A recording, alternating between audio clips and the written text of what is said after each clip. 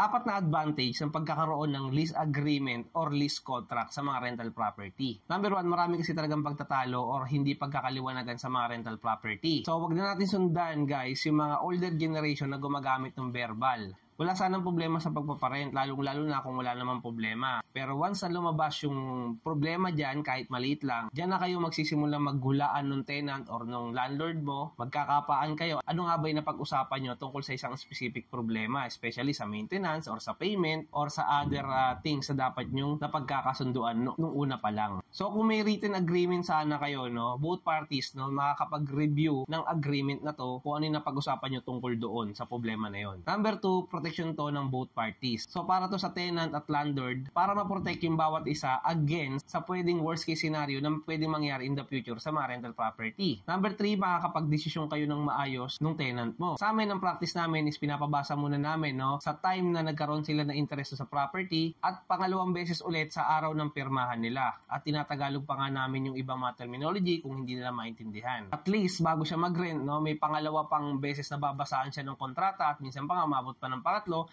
kapag may mga clarification. Para at least bago siya mag-rent doon, nakapag-decide siya na maayos kung gusto niya ba talaga or kukunin niya ba talaga or hindi yung property yung pinaparent mo. Number 4, magkakaroon kayo ng control. Pag wala kasing kontrata, maraming beses na nag-overlap no, yung gawain ng tenant versus ayaw naman ng landlord. So kung may contract sana, di naiwasan sana ni tenant yung mga bawal kasi hindi niya nga alam yun eh. At na-implement naman ng landlord yung mga gusto niya or ayaw niya para dun sa apartment or rental property. Kung naghahanap pala kayo kung saan pwede kayo makapag-download ng mga files ng lease agreement, click mo lang yung link sa baba, libre yan, walang bayad, pero kung gusto niyo mag-donate, meron diyang QR code ng GCash, donate kayo kahit piso, para pag nakaipon ako ng pera, magpapagupit ako bukas. Comment mo lang pala sa mga sinabi ko, comment down below, dagdag natin sa mga susunod na vlog natin. Yun lang, thank you!